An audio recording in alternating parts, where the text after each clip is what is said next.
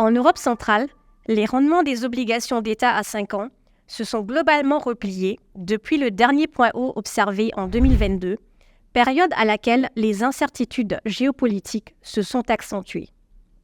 Cette relative détente sur le marché obligataire est plutôt une bonne nouvelle pour les pays de la région qui avaient vu au cours de l'année écoulée un alourdissement de la charge de leur dette publique. En 2023, le ratio des paiements d'intérêt exprimé en pourcentage du PIB était le plus élevé pour la Hongrie, parmi les pays de l'Union européenne.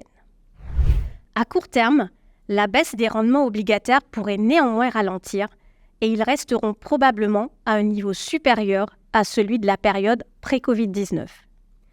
Cette situation s'explique par une politique monétaire qui reste globalement prudente dans la région. Autre facteur d'explication, la plupart des pays de la région présentent un déficit budgétaire élevé à la suite des chocs successifs subis par les économies depuis 2020. Cette année, les déficits dépasseront sans doute l'objectif de 3% du PIB dans le cadre du pacte de stabilité et de croissance, de nouveau en vigueur depuis janvier 2024.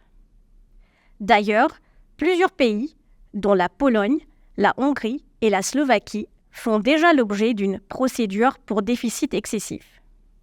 La Roumanie est déjà sous ce statut depuis 2020 et cela ne va pas changer cette année. Le poids des charges d'intérêt devrait à peine s'alléger à court terme. D'un autre côté, le différentiel de rendement reste largement avantageux vis-à-vis de l'Allemagne, ce qui alimente les flux d'investissement de portefeuille et facilite le financement des déficits commerciaux, mais au prix d'une augmentation de la vulnérabilité extérieure, toutes choses égales par ailleurs.